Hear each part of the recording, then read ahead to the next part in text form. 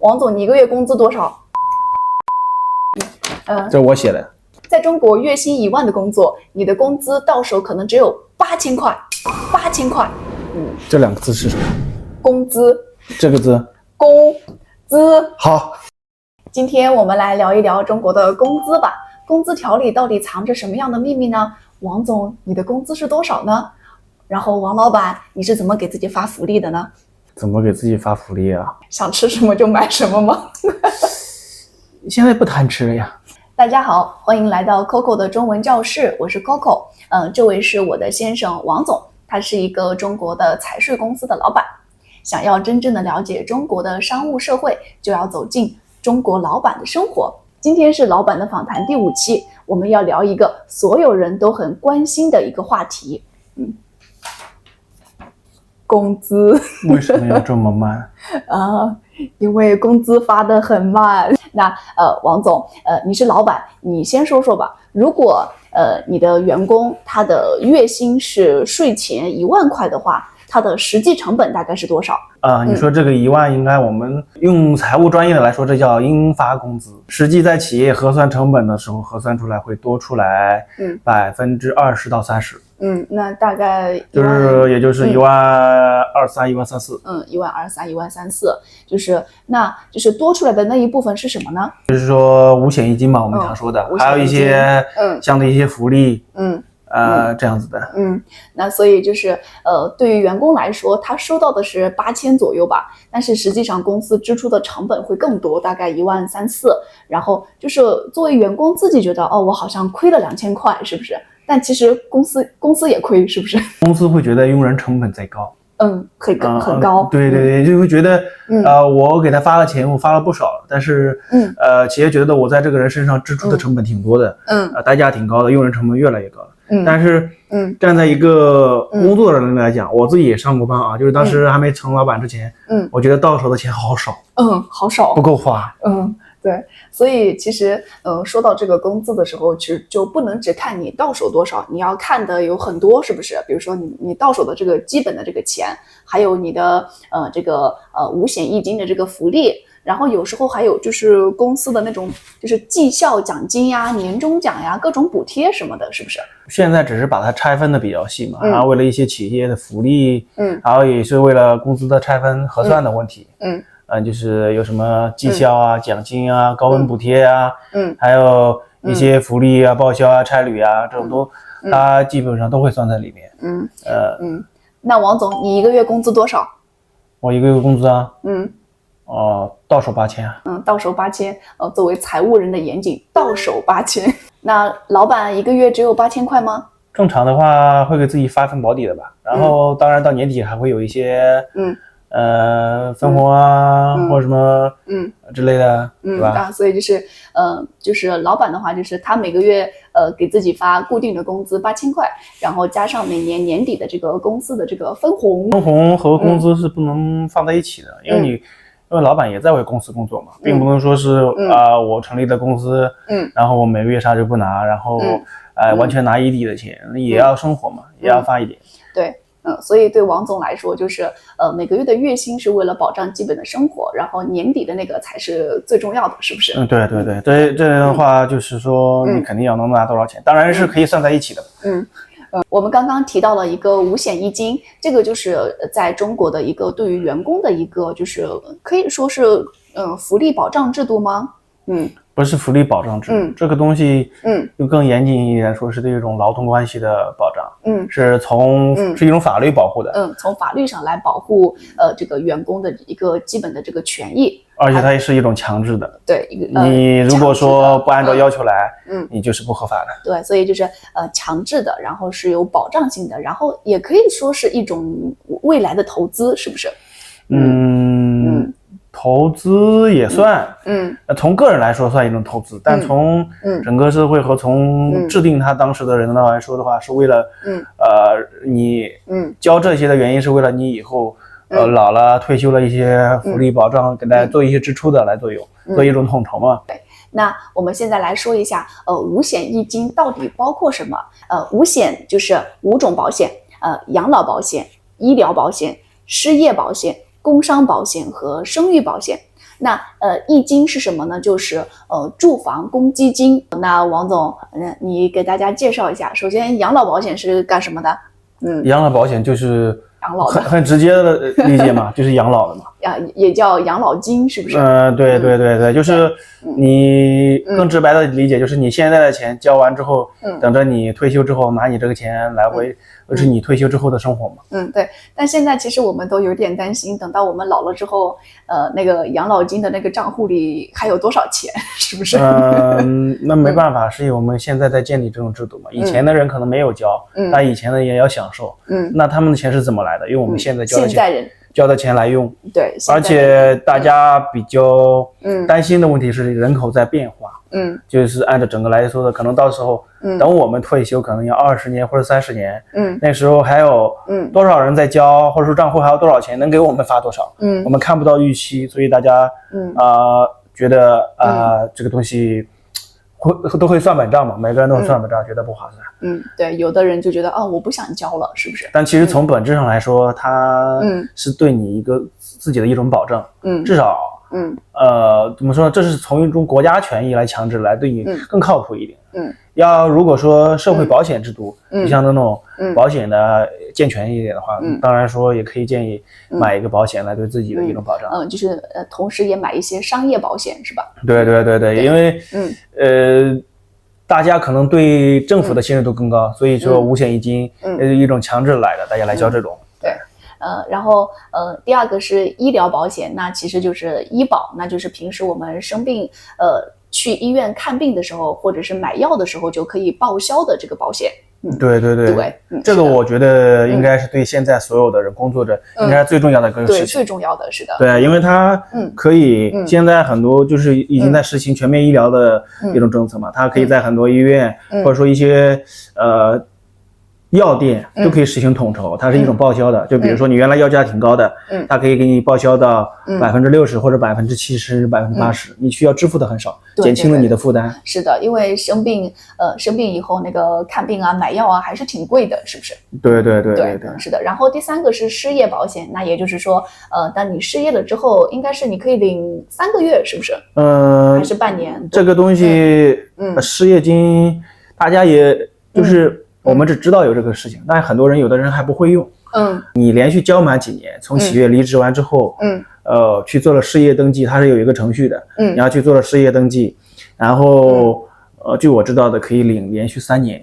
3年吗？对，但是在这个中间你有工作了，一旦交了社保立马就中断。你在工作的过程中不可能一家单位你从你说上班一直干到你最后退休，总会中间会出现一些企业的意外，比如说是企业破产，或者企业搬走，或者因为你自己觉得不舒服我要跳槽。但当然你自己要跳槽这种不算失业。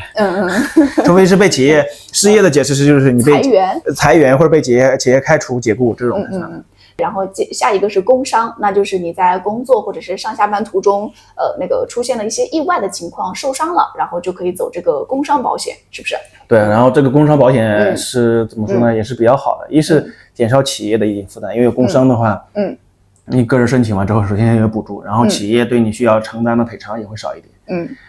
但是如果说没有，可能你产生的所有的损失包括各种东西就需要企业承担，负担会更重一点。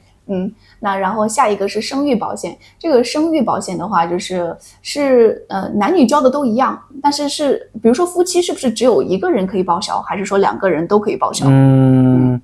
生育保险我不太知道，但我印象中以前是不是男的不交生育保险？不知道啊，但是现在都交的，现在是都交的。然后现在的政策的话就是鼓励生育的情况来说好像是男女都可以领。都可以领，但是家庭为单位吧，可能会领的标准补贴不一样。而且好像是不是不同地方也可能不太一样但是他那个生育保险挺多的，那个到时候有个生育津贴挺多的。就是你大概多久申领完之后，一下按我的工资能顶我3-4个月的。好，那然后就是还有一个就是住房公积金，这个的话我觉得可能在国外可能不太一样吧。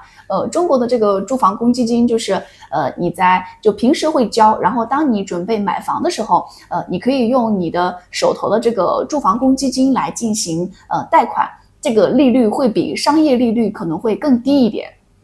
对，因为公积金贷款就是在商代达到最高的时候，它当时也是2点几、3点几，是他们的一半。对，当时的商代是6点多，但是公积金是2点多。对，所以相对来说，它从利息的层面来说，至少能帮你省掉了一大部分。对，省掉很多钱。然后就是如果你不买房的话，如果你是租房的话，就比如说在苏州的话，我们以前就住过苏州的这个人才公寓。就是你可以用你的住房公积金来付那个人才公寓的房租，然后这个住房公积金，当你在离职的时候，比如说你离开这个城市，然后我以后不想在这个城市了，你还可以去申请把你的账户里的这个住房公积金都提取出来，然后这个也是一笔不小的钱。那你见过有没有街头天天贴那种小贴子的小广告？对，不知道他们是用什么方法？就提取公积金嘛，要收钱的。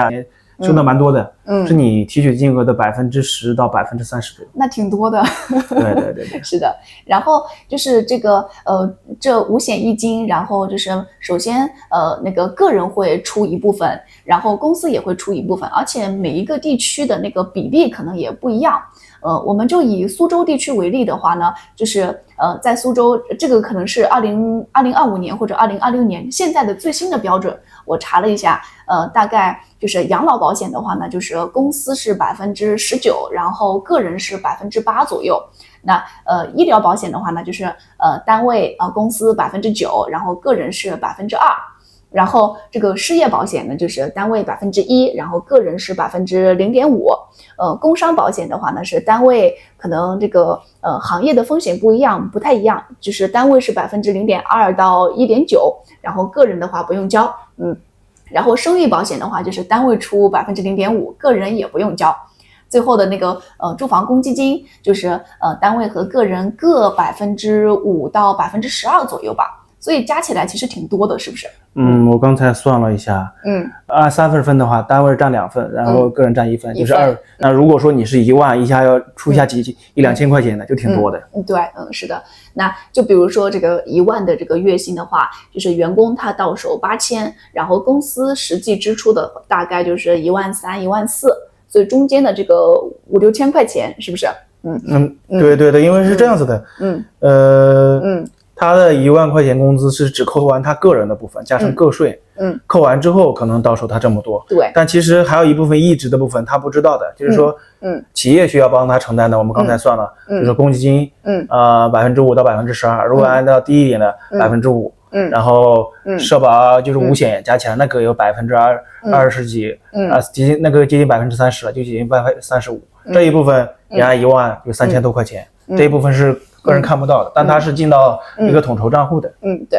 然后呢，还有其实有一些公司的话，可能就是你的实际的工资是1万，但是呢，他说那我给你按这个最低的这个标准来交啊，你的五险一金是按照这个城市的最低标准来交，是不是还有这种操作？就是企业为了生存嘛，降低自己的负担，因为如果他工资发1万，那你按5000交，可能他每个月要扣500。然后单位交个1200多，加起来也就是不到2000。那假如说是你变成1万来交的话，至少你再乘以2，那就是他个人要减到1000多，然后单位要交2000多，那这个整个下来又出来将近说一个人的成本了，这是单独算一个人的。如果说一个用工密集型的企业，假如他有100个人，你想想，一个人里面建一个月都出了2000块钱，那100个人。就是20万，那一年下来就200多，那企业我一年的利润，他如果这个地方不交，他可以做更多的，扩岗啊，或者说研发呀，老板可以拿到更多钱，对，就是说为了一个生存的角度来说，虽然这个是不规范的，但现在也在规范，你要，工资的基数和社保的基数要保持一致，就是还有待进一步的规范，是不是？对，现在已经开始逐步在规范了，所以其实一些比较大的公司的话会相对的规范一点。那除了这种五险一金之外呢，还有很多其他的就是一些福利，就比如说过节费呀，这个奖金呀，这种团建啊、培训啊这种各种的会比较多一点。小公司可能就是少一点，是不是？正常就是说大公司可能每个月。或者是说是2周，有的企业会好一点的话，就是像销售团队或什么样之类的，人家可能每周或者业绩完成的好的话，就经常会不定期去聚个餐，或者说去唱个歌之类的，算团建的项目。但一些小企业可能，一是大家可能现在年轻人比较宅，然后另外就是老板也在忙其他事情，相对会聚餐呀、团建呀这种玩的活动会少一点，但是像一些过节的福利，中国人还是比较重视节日的，就是那种。什么端午啊、中秋啊、过年啊，这种都还会发一些礼品的，这样是都是会觉得，当然也会存在一些企业就完全不发，就然后那个员工就会觉得啊，这个老板太小气了，是不是？对，是的。那王总，你们公司发吗？我们正常的过节礼品还是有的，包括过年的有个年终奖嘛，虽然不多，但是该有的还都在有。对。然后我们说了这么多工资，那就是什么时候发工资呢？就我知道的时间有5号、10号、15号、20号、25号。我之前的公司是8号。那差不多就10号之后，10号左右嘛，就是说，正常的是标准选这几个节点，当然也有选那种例外的，还有选月底的。我看网上说，就是15号以前发工资的会好一点，说明这个公司比较的就是稍微规范一点。如果他要压1个月的工资压到月底的话，觉得这个公司不太行。这是大家就是说对一个企业的评价。但其实大家为什么有这个时间的问题呢？就是提前发呢，就证明这个企业的现金流还好。我在每次发工资之前都有这么多现金来给大家发工资。账上有钱。反而负担大一点的，或者说现金流不是特别好的，他们会往后压一点，我现金可能就会方便我企业的运营。然后企业的话，然后前面可以拿出来用一点。然后这样的话就会往后推一点。我们有一个观念就是说，发工资发的越早的，证明这家企业的现金流效果好，然后这家企业的经营情况和效益都会好。所以说你们判断说企业规范，其实原则应该说是应该这家企业的效果好，效益好，然后这家企业的经营好，前景会好一点。对，所以还是早一点比较好，是不是？当然你钱早点拿到手嘛。我们说了这个工资，然后最后来聊一些比较隐私的话题，这个工资要不要上交的问题。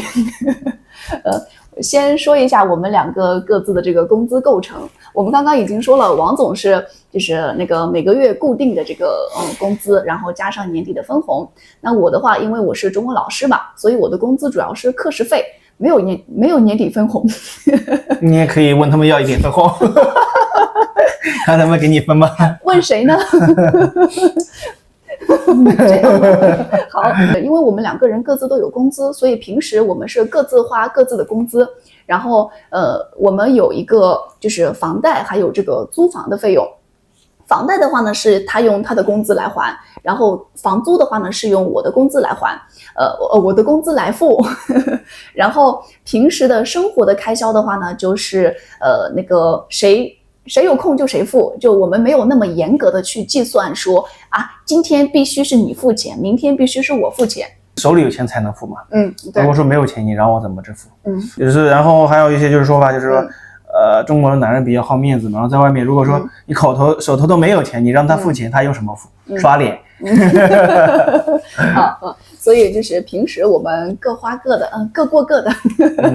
反正工资嘛，至少因为我也不乱花嘛，大部分还是用于家用了，然后包括说日常生活的维持啊，然后就是到年底的时候就看一看我们各自还剩下多少钱，然后再加上王总的这个年底分红，我们就作为一个家庭的储蓄。那我的工资，在外面是属于什么水平？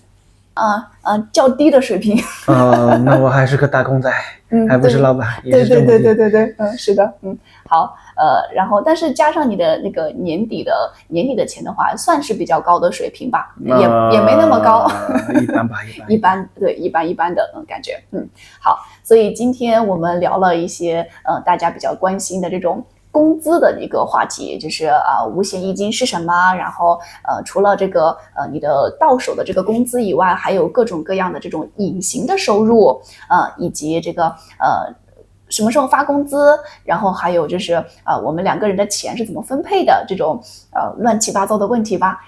大家有什么感觉呢？就是你的工资是怎么构成的呢？你是什么时候发工资的呢？欢迎在评论区告诉我们你的想法吧。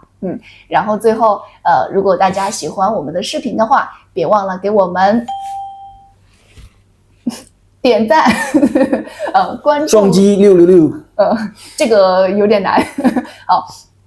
别忘了给我们点赞、关注、加评论，还有打开旁边的小铃铛，然后我们会持续的分享更多关于中国社会、关于中国商务的各种有趣的话题。然后那接下来就是下期预告。下期的话呢，我们的老板访谈将会迎来一个新的嘉宾。没错，王总，你不是唯一的嘉宾。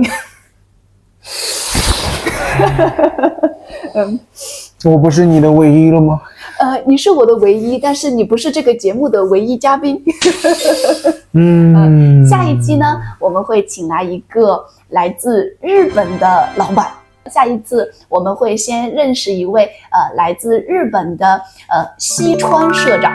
西川社长会跟大家聊一聊，他是怎么学中文的，然后他是怎么跟中国的客户打交道的等等。我们去看一看优秀的老板们是怎么提升中文水平的，然后是怎么做生意的。